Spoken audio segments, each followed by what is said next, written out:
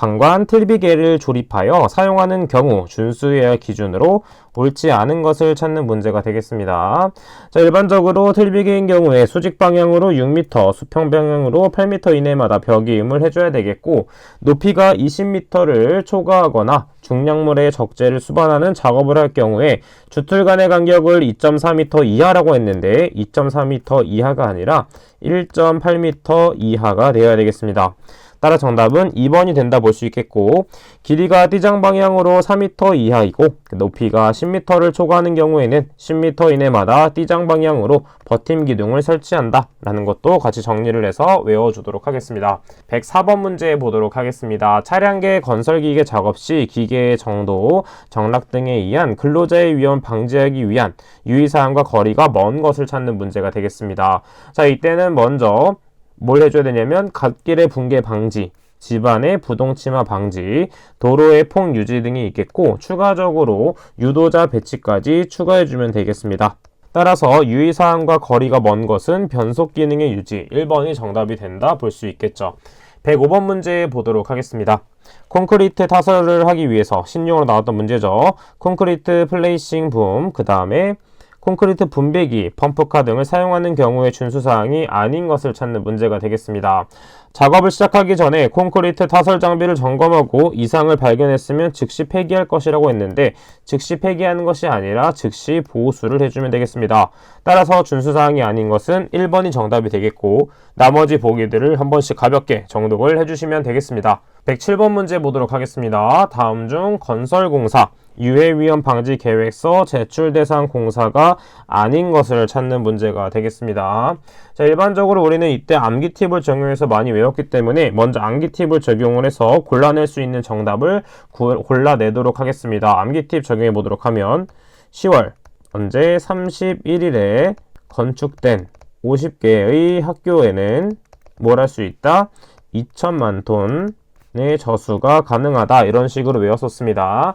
자, 그래서 첫 번째는 깊이가 10m 이상인 굴착공사 라고 볼 수 있겠고, 그 다음은 지상 높이가 31m 이상인 건축물, 그 다음에 지간 길이가 50m 이상인 교량이 되겠고, 마지막으로는 2천만 톤 저수할 수 있는 우리가 전용댐의 건설 등의 공사 같은 것들이 있다. 그래서 이 네 가지는 반드시 외워주면 되겠고, 추가적인 것들을 보도록 하면 첫 번째, 일단 지상 높이가 50m이기 때문에 31m 이상이 되므로 포함이 된다 라고 볼 수 있겠고, 2번 보기는 잠시 보류, 그 다음에 3번 보기를 보도록 하면 최대 지간 거리가 60m, 즉 50m보다 큰 값이기 때문에 또 맞는 공사가 되겠죠. 그 다음에 터널 공사는 반드시 껴서 외우라고 했기 때문에 틀린 보기는 2번이다 바로 골라낼 수가 있지만, 추가적으로 정리를 해보자면 연면적이 3000m 제곱이 아니라 5000m 제곱인 냉동 냉장 창고 시설의 설비 공사가 되겠습니다. 자, 그래서 암기법을 활용해서 골라낼 수 있는 것들은 최대한 골라낸 다음에 이런 식으로 기출문제에 나와 있는 것들을 추가적으로 암기를 해주시면 되겠습니다.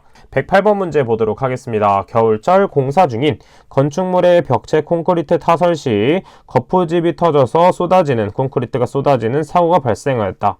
이 사고의 발생 원인으로 추정 가능한 사안 중 가장 타당한 것은 무엇이냐면 콘크리트의 타설 속도가 빨랐다 라고 볼 수가 있습니다. 자, 일반적으로 측압에 영향을 주는 요인으로 한번 생각을 해서 적용을 한다면 충분히 풀어낼 수 있겠고, 실기시험까지 나오는 부분이기 때문에 반드시 정리하고 암기를 해주도록 하겠습니다. 109번 문제입니다. 건립 중에 강풍에 의한 풍압 등 외압에 대한 내력이 설계에 고려되었는지 확인해야 하는 철골 구조물의 기준으로 옳지 않은 것은 무엇인가?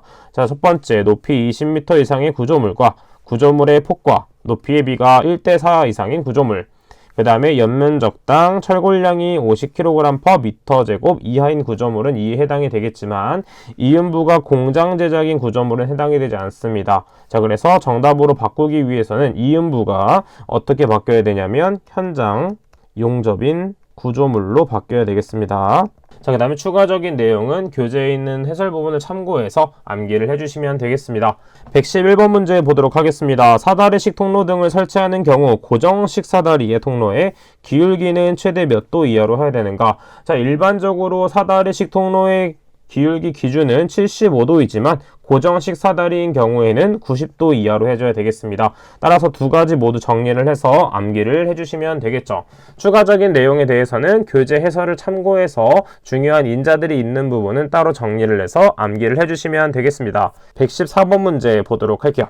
5개에 설치되어 있는 주행 크레인에 대해서 이탈 방지 장치를 작동시키는 등 이탈 방지를 위한 조치를 해야 되는 풍속 기준으로 옳은 것은 바로 순간 풍속이 30m/s를 초과하는 경우가 되겠습니다. 이 약천후 조치사항에 대한 것은 실기시험에서도 출제되는 만큼 필기에서도 중요한 부분이기 때문에 반드시 정리를 해서 외워주면 되겠고, 순간 풍속에 따라서 조치사항이 다르기 때문에 교재 해설을 참고해서 암기를 해주도록 하겠습니다. 117번 문제 보도록 하겠습니다.